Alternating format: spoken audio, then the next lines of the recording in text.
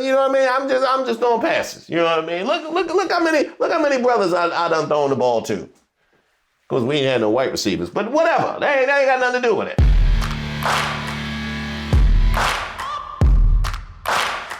Welcome to Racist of the Week. My name is Reese Waters. This is where we expose the stupidity and hypocrisy of discrimination in hopes we can build a more perfect union. And also laugh. As usual, I would like to thank today's sponsor, Racism. And as usual, if you have any comments or any suggestions for future nominees, you can put them in the comments. You can email me at reese@reesewaters.com. Today's nominee, Brett Favre.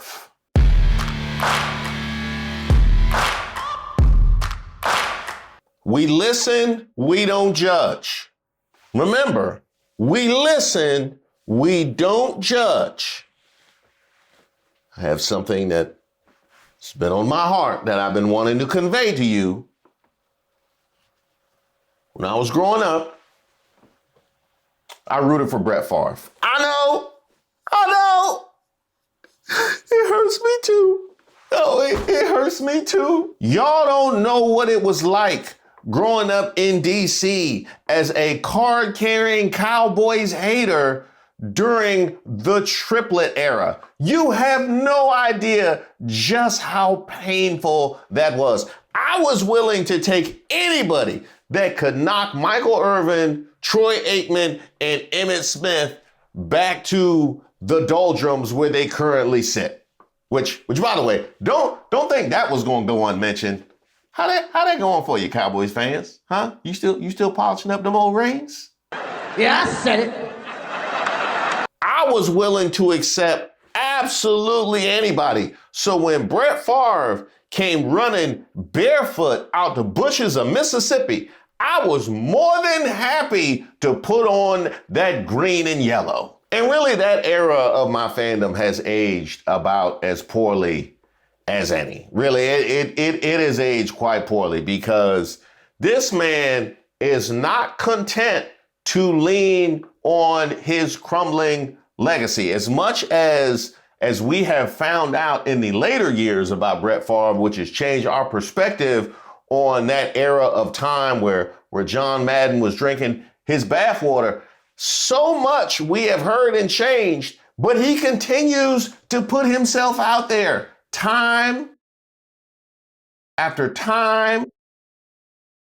I talked to people that was in the room when Brett Favre went into the Hall of Fame, and nobody mentioned about text messages that he sent to that jet masseuse.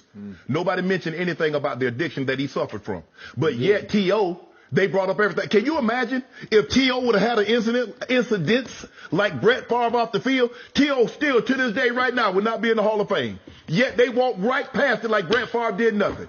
That is true. Brett Favre, according to Mississippi Today, was found to be siphoning funds, welfare funds from the state of Mississippi with the help of former Mississippi Governor Phil Bryant to help build a volleyball stadium for the University of Southern Mississippi. It's important to point out that Favre's daughter plays volleyball for that college, and prosecutors are calling this a massive scheme to defraud the government. This is also weird because Favre is currently worth $110 million and made over $138 million while playing in the NFL, not including commercials and sponsorships. I'm making this video for some of you that had something to say about the undrinkable water in Jackson, Mississippi, and how they should help themselves. Well, maybe they could do that if the government wasn't currently defrauding them. After time.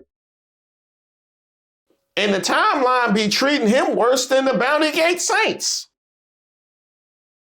I mean, he just comes up and Favre was working. I mean, the timeline be lining him up like the Saints did in that NFC Championship game, and he just keep coming back. I don't understand. Late, right? As Favre lets go of the ball. He be out here saying stuff that make me want to draw up a free Jonathan Vilma billboard, and yet he keeps coming. You see Hargrove, he comes right inside, and I think that was a bad call, you know, I mean. Now, I personally have learned my lesson to ignore Brett Favre, so when he says things like this about the Biden medal recipients, I just keep it pushing. Although, to be fair, I don't know if he was asking for words because he was truly speechless and shocked, or if he just needed to put some more words in his brain to help accentuate his vocabulary. Like I think that might have been a situation where he legitimately could not express himself and needed people to help him with his words. But ultimately, we're here to talk about this. I heard there was no televised national anthem for the Sugar Bowl. Instead, a DEI message by the Allstate CEO, woke is a joke. Now, how do you push forward with a whole tweet based on I heard? Based on I heard. You don't even know, apparently. By your own admission, you don't even know. You went with a whole tweet based on I heard. You're going to go all the way into the bag of DEI and woke as a joke based on I heard. Now it makes more sense why you were asking for words. Now, you know what I mean? Now it makes a whole lot more sense why you were asking for words. You should have asked for words before you put that tweet out, because that probably could have helped you. That probably could have helped you with your wording. Well, all legitimate and well-meaning and fully functional social media users reacted in the fashion in which you would expect. Did you sing the national anthem before you stole all that welfare money? You did that. No, you did that. You did that. You could have just sat there and collected your words, but you decided you wanted to post based on I heard, and now you got I heard the poor in Mississippi didn't get a lot of money because a former NFL QB used the money for a facility for his daughter's college. Shout out to Roland Martin for that one. You did that. Yeah, that was what you decided to set in motion. And by the way, since you had so much issue with I heard, let's go ahead and check out the message that was so objectionable. Why don't we? Welcome to the Allstate Sugar Bowl. Wednesday, tragedy struck the New Orleans community. Our prayers are with the victims and their families. We also need to be stronger together by overcoming an addiction to divisiveness and negativity. Join Allstate working in local communities all across America to amplify the positive, increase trust, and accept people's imperfections and differences. Together, we win. That was your DEI message? That was your DEI message. Okay, so let me get this straight, Maga, because if I were to say that y'all were addicted to divisiveness and negativity, and you should probably try and amplify the positive and accepting people despite their differences, you would object to that, wouldn't you? You would. You would object to that. If I said that y'all were addicted to divisiveness and negativity, you would object to that, wouldn't you? But yet, when somebody has a message denouncing those things, it's DEI. You boxed yourself in. You did it to yourself. We have moved the bar so far that just about anything that wouldn't have been considered overtly racist a decade ago is DEI. The DEI situation's so bad that in watching Miss America with my daughter, when a woman of color, a black woman, and an immigrant at that made it into the final 10 and then the final 5, I knew it was going to be DEI message. I already know. And look what we found.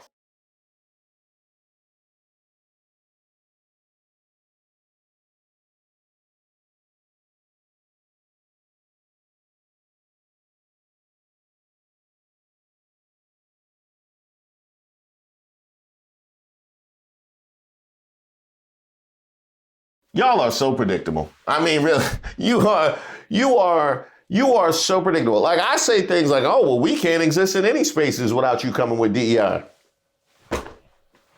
There you go. Not only are you predictable, you can't help yourselves. Because you could have just sat there and minded your own crumbling legacy without having to hear about the poor in Mississippi didn't get a lot of money because a former NFL QB used the money for a facility for his daughter's college. Or did you sing the national anthem before you stole all that welfare money? You wouldn't have had to hear either of those things if you had sat there and minded your own business. But you couldn't do it. You couldn't do it. And Maga is very consistent with that, because Megyn Kelly, after complaining for years about the accusations and the whispers about how she made her way up the corporate ladder, just couldn't resist throwing that exact same accusation and shade at Kamala Harris. You couldn't do it, could you? You couldn't do it. And that was something I didn't even know before you threw that shade. You aired yourself out. I ain't seen nothing that bad since, well, Jesse Waters decided to try and tell black people that, do you really want reparations, or do you want a father in the home? Is that, don't you want a father in the home? But I would ask, do you want a check for a few $1,000s, or do you want a father who's in your life and married to your mother? Because if you have a father in your life, that check's gone after you cash it. You will, if you have a father, that is the single most determinative factor to financial success in this country. And that's what it should be about. Which sounds rich from a father out the home. It sounds rich from a father out the home, which I didn't even know before you had to open your mouth and say something. Thanks for playing. But ultimately, we are here to talk about this from Michael Harriot, who's somebody, if you don't follow, you definitely should. I very much enjoy Michael Harriot's work, whether it be on his podcast or on the Griot. I always enjoy Michael Harriot. He went on a whole thread. If anyone knows anything about wokeness, CRT, the national anthem, and being a real American, it is Brett Favre. I'm interested. Continue. Brett Favre is a descendant of Simon Favre, the famous interpreter who could speak multiple native languages. Simon entered the family business at a young age and owned dozens of slaves and hundreds of acres. But that wasn't the family business. The Favres stole land. And here you have a section from Simon Favre's Wikipedia page where it very much mentions Brett.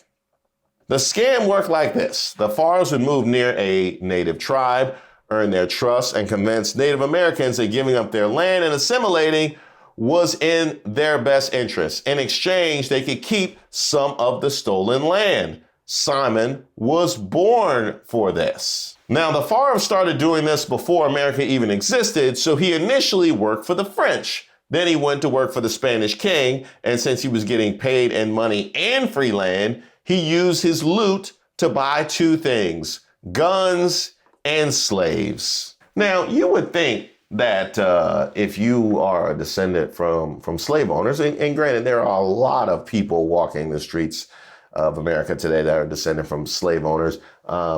Most of them either are unaware of it, or we are unaware of it, or both. In this case, not only are you descendant from slave owners, we know you're descendant from slave owners. It's on Wikipedia. Yeah, it is. We see the crumbs, the slave owning crumbs, all in your car, on your lapel. I think they slid down between your pants and your jersey. The kind of stuff that gets stuck there and just stays there all season. We see the crumbs. You would think if the slave owning crumbs were visible to all of America, you might want to chill. You know what I mean? You would think. That's just me. Maybe it's me. You would think you might want to. You know what I mean? You might just. I'm just here to throw passes. You know what I mean? I'm just here to throw passes. Hopefully they never connect me to Simon. And if they do, I ain't gotta say nothing. You know what I mean? I'm just throwing passes. You know what I mean? Look how many brothers I done thrown the ball to. Because we ain't had no white receivers. But whatever. They ain't got nothing to do with it. He'd sell or even give guns to whichever native chief liked him best and convince his new friend that the government would work with him if they could prove they controlled the area. Of course, the leaders would use their new guns to vanquish their rivals and sign a worthless treaty. Then Simon would ignore the treaty and disperse the stolen land to white people. But Simon had a problem. He couldn't be trusted. He'd throw natives under the bus. He'd help natives rob white settlers. He helped France attack Spanish land and vice versa. And everyone knew it. Wow, that is quite a turncoat. That's the kind of man who would leave a career with the Packers and sign with the Vikings. You know what I mean? That's Simon was out here looking like an old Brett Favre. To be fair, Favre wasn't loyal to anyone. He was married but kept a side chick at every village. He called them wives, and some were daughters of chiefs. His marriages made him part of the tribe. Look, I'd never shame, but there's a whole section of his Wikipedia page devoted to his hoishness. Yeah, Brett's a Favre. Yeah, Brett. Yeah. That checks. That definitely checks. Many people know that the enslaved black people who fought on the British side in the War of 1812 for the promise of freedom. A few know that the Confederacy of Native Americans fought with the British who promised to return their stolen land. But do you know who didn't? The Choctaw. Tecumseh, the Native Confederacy leader, really wanted the Choctaw to help fight the white land thieves. But Pushmata, the Choctaw leader and perhaps the greatest of the warrior chiefs, wasn't buying it. Pushmata told Tecumseh to kick rocks. I know what you're thinking. What does this have to do with Brett Favre? Well, Brett Favre is not just a descendant of Simon Favre. He's a descendant of Alexander Favre, the son of Simon Favre and his Choctaw mistress. Guess who Alex married? Guess who convinced Chief Pushmata to not join Tecumseh and fight for their land? In exchange, the Choctaw got to keep their land until the U.S. invalidated the treaty and stole their land in the 1830s. To be fair, they didn't steal all the land. They didn't remove all the natives. The Favres got to keep their land. Now that is fascinating. I wonder why the Favres got to keep their land, but everybody else got theirs taken. That's crazy. Brett grew up there. After siding with the white Confederacy during the Civil War, the Choctaw were supposed to share their reparations with the black people they enslaved. They embraced the whites and purged the Choctaw freedmen from the rolls. One more again. After siding with the white Confederacy during the Civil War, the Choctaw were supposed to share their reparations with the black people they enslaved. They embraced the whites and purged the Choctaw freedmen from the rolls. To this day, the Favres brag about their native heritage, but not how he grew up on stolen land. He never mentions that his ancestors were literally the first diversity, equity, and inclusion officer because that's too woke. Now, I would say not only the crumbs of slave owning, but the crumbs of the Confederacy. The crumbs of the Confederacy. I would probably sit out Modern Affairs if I were Brett Favre. You know what I mean? Like I would just, you know, if I were him and I had all these connections that people done made to my family, my social media accounts would just be me signing autographs. You know what I mean? It'd be me signing autographs, running around in Wranglers and Tommy Copper socks. You know what I mean? I'm just here to sell Tommy Copper. Really, I'm just here to sell Tommy Copper. That's all. I throw passes to Jerry Rice in jeans. You know, that's all I got for you. At least that would make sense. Not Brett Favre. He won't mention that he played in a white school district where both his parents taught in the white town in the white county after his ancestors bamboozled black people out of their reparations. He won't mention that his family was not patriotic. That is CRT. Now, I've highlighted the rampant hypocrisy that is ingrained in Maga a great number of times, but it's the embracing the Confederacy who literally fought our government. Like, literally fought the federal government.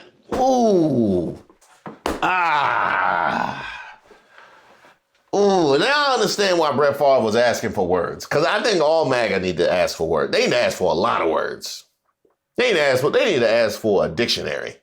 He won't say that he received a free education because his white daddy and his white high school coach convinced his white college coaches to let him film the last roster spot. That is literally affirmative action. And here is a blurb from Wikipedia that says Favre was the last recruit Southern Miss signed in 1987, and then only because another quarterback reneged on his oral commitment. Carmody agreed to take him partly as a favor to Irvin Favre, Brett's father and the coach at North Hancock Central, who had himself played baseball at Southern Miss. Mark McHale, the Golden Eagles offensive line coach, had scouted Favre, but Hancock North Central ran an option offense and Favre had never thrown more than a handful of passes in any game. While the Star Spangled Banner might be about whatever white people think that song is about, to some it is the theme song for thieves. The third verse rejoices over God-endorsed land theft, history, and heritage. The fourth verse is literally a shout out to slavery.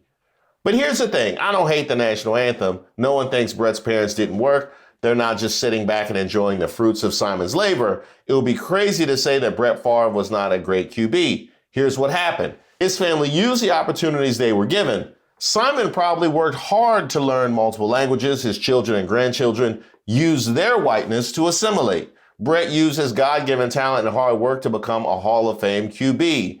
That is how DEI works. Here's the thing that puzzles me. If y'all truly like a song about the land of the free and the home of the brave, why aren't y'all brave enough to tell the true story of how y'all got so much land, freedom, and all those homes? Well, Michael Harriet, it's probably because that would make too much sense. That would make too much sense. Like, if it were me and all of this were publicly available information that was out about me, I would just I wouldn't even be on social media. I would just be walking around handing out signed copies of that draft day photo. That's all I would do. But you get what you asked for, just like Megyn Kelly and Jesse Waters before you. So congratulations for weighing in. Brett Favre, you are our racist of the week.